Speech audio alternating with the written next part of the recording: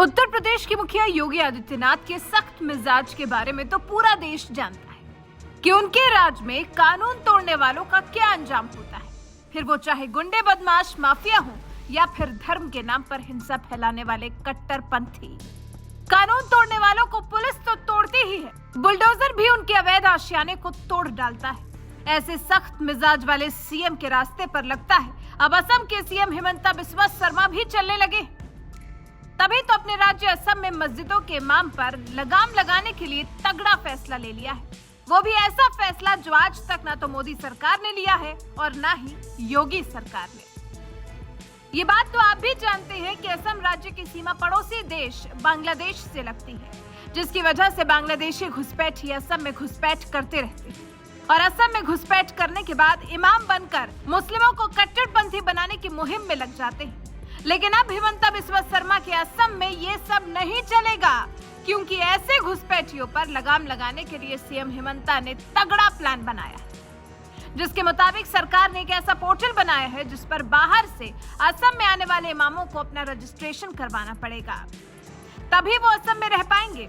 CM Himanta Biswa Sharma ने इस मामले में एक बयान में बताया कि हमने कुछ एसओपी बनाया है कि अगर आपके गांव में कोई इमाम आता है और आप उसे नहीं जानते हैं तो तुरंत पुलिस स्टेशन को सूचना देंगे ताकि वो वेरिफिकेशन कर लें। इसके बाद ही इमाम रुक सकते हैं और असम का हमारा मुस्लिम समुदाय इस काम में हमारी मदद कर रहा है। हमारा जो मुसलमान समाज है थोड़ा सा धर्म का ऊपर आस्था ज़्यादा होता है, तो कोई भी आके बोलता है हम बहुत ज़्यादा अच्छा से इमामती करूँगा, वो लोग को ले लिया जाता है, तो उसमें लोगों का दोष नहीं है। लेकिन अभी हमने कुछ एसओपी बनाया हो कि कोई अगर आपका गांव में इमाम आते हैं और आप उनको नहीं जानते हैं तो थाना को इन्फॉर्म कीजिए, थाना वेरीफाई कर लेगा, उसका बाद इसको रखिए।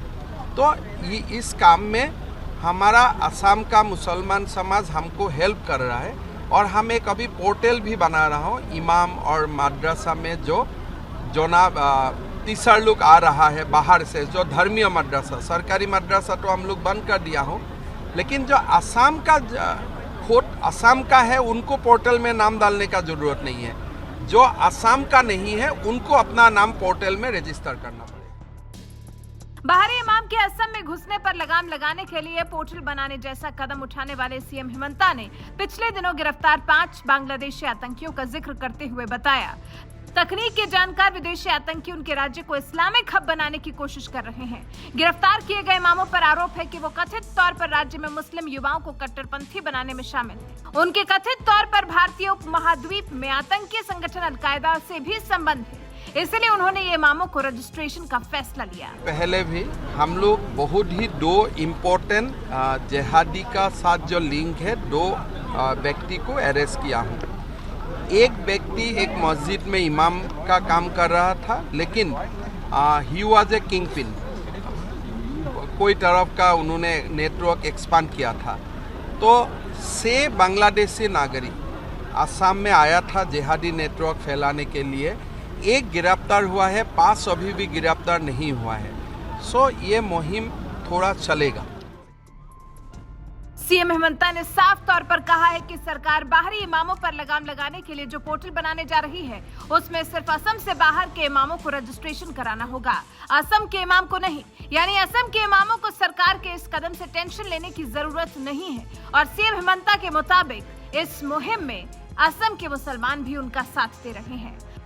आपको बता दें, असम के गोलपारा में 20 अगस्त को 2 इमामों अब्दुल सोभानी और जलालुद्दीन को पकड़ा गया था। उन पर आरोप है कि मुस्लिम युवाओं को कट्टरपंथी बनाने का काम कर रहे थे। साथ ही साथ इनके भारतीय उपमहाद्वीप में अलकायदा से भी लिंक बताए जा रहे हैं।